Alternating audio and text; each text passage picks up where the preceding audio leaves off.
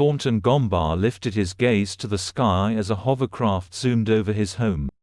Based on the rosy pink tints that adorned its exterior, Thornton surmised that the vehicle was a pleasure craft, likely filled with a small group of men and women engaging in gross debauchery as the self-driving vehicle propelled itself across the sky.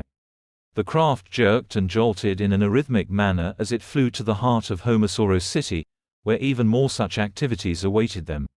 Thornton shook his head and turned his attention again to the ground. Before his home lay a small plot of brownish soil. He had spent the entire day clearing it of the gnarled weeds that had accumulated during decades of neglect. Only one remained. Thornton got on his knees and, wrapping his fingers around the base, began to pull. The weed didn't provide much resistance. Immediately, a resounding snap echoed through the yard as the stem broke apart. Thornton tossed the weed aside and stared forlornly at the spot it once sprouted. The roots were still trapped beneath the ground. If he were to leave it alone, the despicable plant would grow back and likely spread its ilk throughout the now clean yard. Using his fingers and a jagged rock he found nearby, Thornton began to pick at the earth around it to create leverage for what he anticipated would be an excruciating pull. He was about to begin his efforts when he felt a shadow encompass him. Floating just inches from Thornton's head was an android whose appearance was akin to that of some deformed spider. Its body was white and spherical, with 4 sinewy appendages that sprouted from its center. A soft, monotonous voice wafted through the machine's speaker. "Hello, Mr. Gombar," it said. "How are you doing this fine morning?" Thornton suppressed a groan. He hated that the thing already knew his name, but all the androids of Homasoro City, even these simple public maintenance models, were equipped with face recognition tech. "I guess I just have to get used to it," he thought. Thornton turned his attention back to the ground. "I'm doing just fine today." His voice trailed. He wanted to address the machine as "Sir," but felt awkward speaking to it as he would a man. The android seemed to pick up on his uncertainty. "You may address me as B7269. "Thanks. I'm doing just fine today, B7269. Thornton grimaced as he began to pull on the submerged route. The android's voice struck Thornton's ears again. "Mr. Gombar, what are you doing?" Thornton's voice was strained as he continued to pull. "Pulling a weed. Why are you doing that, Mr. Gombar? You seem uncomfortable." Thornton had to grimace to keep from rolling his eyes. "The damn thing is ugly. It's a stain on my yard. I want to start a garden here. I want to plant roses, lilies, and stuff like that. This weed here will steal their nutrients and water. I need to get rid of it." The android reached one of its spindly arms downward. "Here, let me help." Thornton waved the machine's arm away. "No need." A gust of air blew through clenched teeth as Thornton pulled once more. Finally, the earth broke away, and the tangled bundle of roots was released. Thornton sighed in relief. "See, I got it. Impressive." Thornton ignored B7269's comment and walked back into his home. When he re-emerged, he carried a pre-potted rose in his arms. He took it to the front left corner of his yard, set it beside him, and began digging into the soil with a gardening shovel. B7269 hovered over to him. "Mr. Gombar, if you want a garden, all you have to do is submit a request to the Department of Public Maintenance and Satisfaction. That way, a team of androids like myself can plant the garden for you. In fact, I can file the request on your behalf. It should take 2 to 3 days for it to be fulfilled." Beads of sweat began to drip from Thornton's brow. "That's fine," he said. "I got it." B7269 was insistent. "I can detect a rising level of opioid peptides in your neural tissue. Doing the work yourself is obviously causing you some pain. I would advise that you utilize the services provided by the Department of Public Maintenance and Satisfaction. I have arthritis. I'm used to it. It is my duty to ensure all citizens of Homasoro City are content and happy. My programming tells me that pain is the antithesis of happiness. If you want a garden planted on your property, we can ensure that it is done without any suffering on your part." Thornton shook his head. "It's not a problem. I used to work in construction. Before everything became automated, I was constantly working with my hands. This is second nature to me. I actually kind of like it. It's better than being on that damned VR headset all day.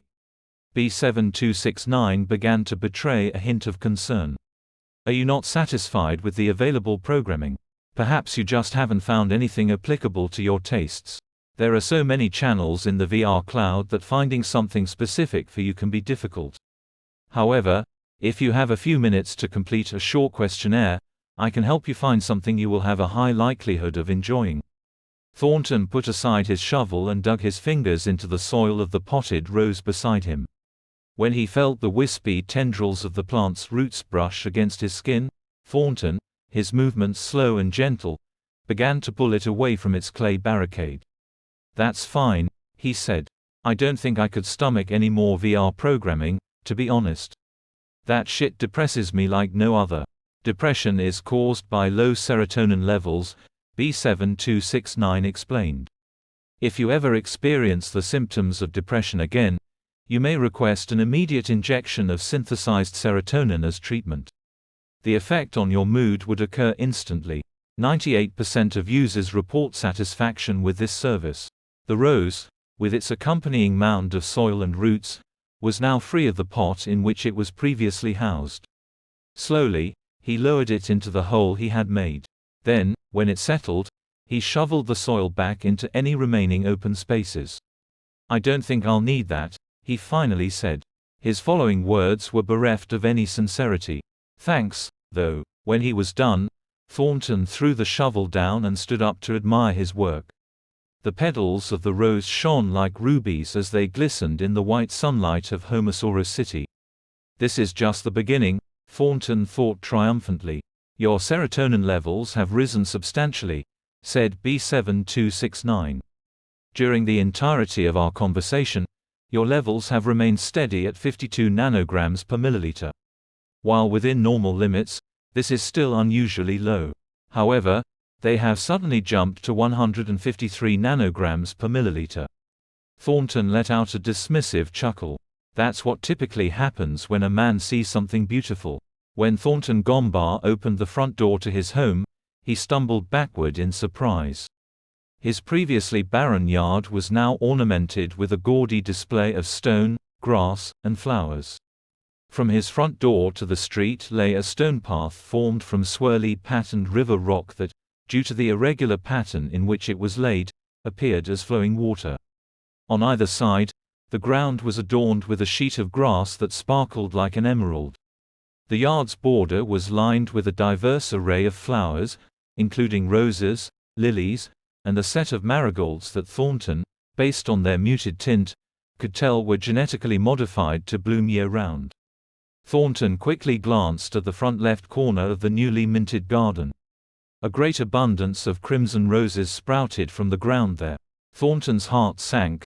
The flower he planted just yesterday was unrecognizable amidst the throng. Floating above the whole display was the familiar figure of B7269. It floated excitedly toward Thornton once his eyes made contact with its spider-like exterior. "Hello, Mr. Gombar," it said. "The sudden increase in your serotonin levels yesterday was so remarkable that I decided to put in a fast-track request for your garden. I, along with a few other androids under my command, came and planted it overnight. Now you can avoid the pain and labor of creating a garden while still experiencing the joy its beauty brings. What do you think?" Thornton nodded absently. "It's great," he said hesitantly. "Thanks." "Strange," said B7269. "Your serotonin levels are resting at 57 nanograms per milliliter. This is a normal level, but I'm surprised they aren't rising after seeing your new garden. Is there anything wrong, Mr. Gombar? Did I plant the wrong flowers? Just say the word, and I can get this corrected straight away." Thornton sighed. The garden B7269 had made was gorgeous. It was probably the most beautiful thing that currently graced the gray, muggy streets of Homasoro City. Thornton just wished that it could have been constructed by his own hands.